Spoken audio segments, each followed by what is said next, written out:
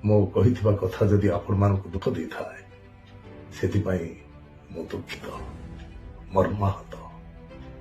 ବିଚାର ଆପଣମାନଙ୍କର। देखो देखो दरिंदगी चेहरे से टपकती है, नंबर 1 का कमीना है। छी छी छी, आंखें देखो, नीयत में खोट साफ नजर आता है, हवस से भरी हुई। ଶେଷରେ ଦୈତାରୀ ଅଜା ଓଡ଼ିଶାବାସୀଠୁ ଭୁଲ ମାଗିଲେ। ଖାଲି ଓଡ଼ିଶାବାସୀ ନୁହେଁ, ପ୍ରଭୁ ଜଗନ୍ନାଥ ବି ଆପଣଙ୍କୁ କ୍ଷମା କରିଦେବେ।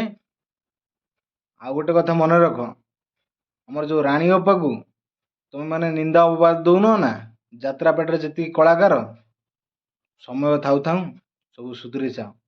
କାହିଁକିନା ରାଣୀ ଅପା ଯେତିକି ଲକଡାଉନଠୁ ଆରମ୍ଭ କରିକି ଆଜି ପର୍ଯ୍ୟନ୍ତ ଯେତିକି ଗରିବ ଲୋକଙ୍କୁ ସାହାଯ୍ୟ କରିଛି, ତମେ 7 ଜନ୍ମ ପାଇଲେ ସାହାଯ୍ୟ କରିପାରିବନି।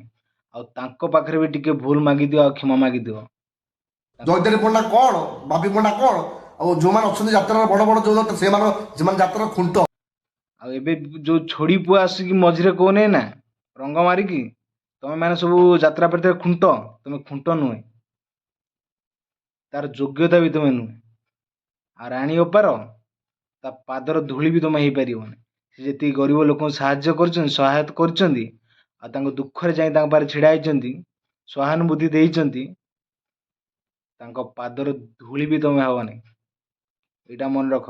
ଯାତ୍ରା ପାର୍ଟି କଳାକାର ଆଉ ମାଲିକ ମାନଙ୍କୁ ମୁଁ କହୁଛି, बंद करो हाथ जोड़ के मैं ତାଙ୍କ ପାଦର ଧୂଳି ବି ତମେ ହବନି। ଏଇଟା ମନେ ରଖ। ଯାତ୍ରା ପାର୍ଟି କଳାକାର ଆଉ ମାଲିକ ମାନଙ୍କୁ ମୁଁ କହୁଛି, ଯୋଗ୍ୟତା ନୁହେଁ ତମେ। ଆମେମାନେ ଯଦି ତମ ଯାତ୍ରା ନ ଦେଖିମୁ, କୁକୁର ବି ଦେଖିବନି, ଏଇଟା ମନେ ରଖିଥାଅ। ସେଥିପାଇଁ କଳାକାର କଳାକାର ହିସାବରେ ରୁହ, ଆଗକୁ ବଢ଼ିବା ପାଇଁ ଚେଷ୍ଟା କର ନା। ଓଡ଼ିଶାକୁ ଓଡ଼ିଶା ବାଟେ ଛାଡ଼, କଳାକାର କଳାକାର ହେଇକି ରୁହ, ନହେଲେ ପାଦରେ ଦଳି ଦେବେ।